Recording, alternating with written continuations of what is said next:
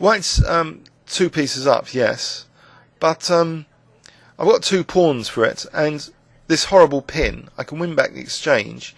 In fact, Rybka gives this now as 0.00 equal, dead equal with c5. So why on earth would this be dead equal? Bishop f2, and now this move g5. So that's fascinating. As though black's bordering on equality. Queen e2, g4, king g3, gf, queen takes, king g7, knight h3 say. And in fact, black's getting an advantage now with rook a8. So from being 2 pieces down, here Rybka's starting to like black's position. So that's interesting. It didn't happen. My opponent played an inferior move to bishop takes d4. He played c takes d4. And I wonder if you can spot my next move if I give you 5 seconds, starting from now.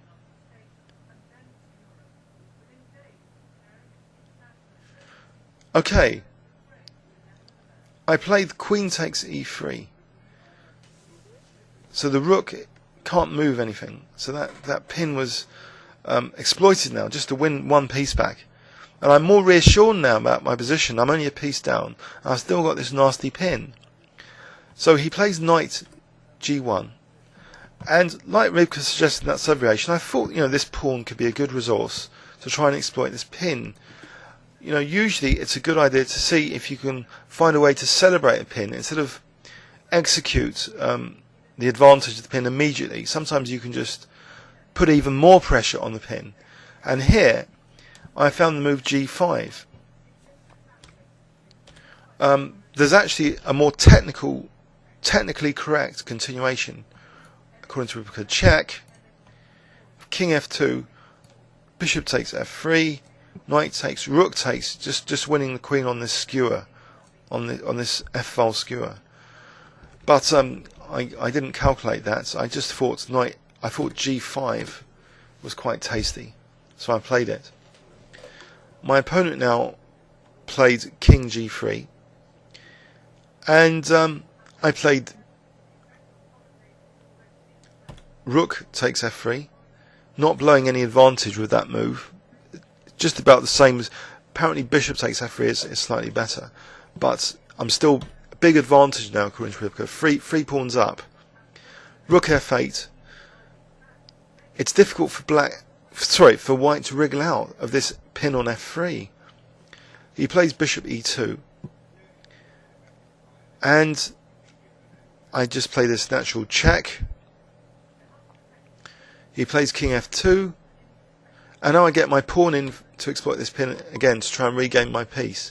And I wasn't concerned during the game about queen g1. I had calculated if queen g1, maybe just bishop takes f3. But let's have a quick look at that now. Queen g1. Yes, Rybka has just given bishop takes f3. And if, this kind of continuation, it's going to be all over with just g3.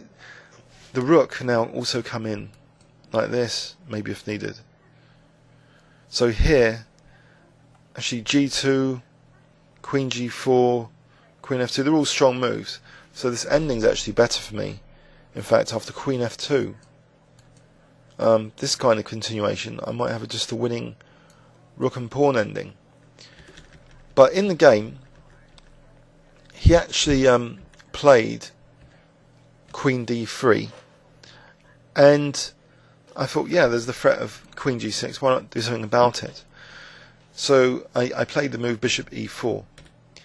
Amusingly, it's not again the best move here. Amusingly, Rybka thinks nothing of g takes f3 being slightly stronger, apparently fractionally stronger, allowing the check.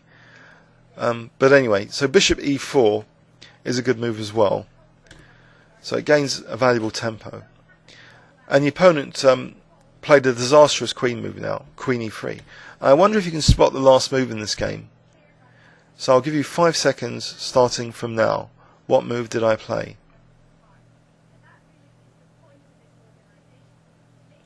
Okay, the move I played was not taking on f3 or anything like that. Not to do with the f3 square, but to do with the king protecting the queen. That's a hint. If you haven't got it yet, okay, here, just another 5 seconds. The king is protecting the queen. Is the king overloaded? So if I gave you 5 seconds now, you might get it if you hadn't before. Okay, I played g3 check. So I'm actually winning his queen. So he resigned here. I thought that was quite an entertaining game, filled with some major mistakes, but nevertheless quite exciting. I was 2 knights down at one stage, if we have a look at this game. So 2 knights down. But my h5 and g6, surprisingly, they hold the test of the Ribka assessment, as though black was okay here, especially after f4. It seems black's fine. So knight f5, and this is deeper perhaps than my opponent had anticipated. It's a very good idea to sack the h-pawn if the idea is continued with knight g2, so it's the continuation. My opponent didn't have that in mind. He had in mind g takes h5, and now this knight h3 is very good. It gives white the advantage again. I'm losing my dark square bishop. If something like g5, by the way, to try and hold on, I thought this was grim because of that g4 square. In fact, Ribka agrees now. Knight g4, attacking the queen. Queen goes back. Knight takes, g takes, bishop takes. White's quite a bit better here. Again, I don't like this nasty dark square bishop, especially after last Thursday's game. It shows a property of the French defence, really, that often you have these pawns on light squares, so your dark squares are weaker in the French defence generally. So that's something to be aware of in the French as a general theme. So anyway, this move is a little bit tricky if white takes. That gives me some immediate options. I'm also threatening, by the way, queen h2 mate here on the spot. So after rook takes f3 d4, my opponent should have done bishop takes d4. He dropped the bishop, and I exploited this pin now with this g5 and now this g4. Played bishop e4 and won his queen. Hope you enjoyed that. Please leave any comments on YouTube. Thanks very much.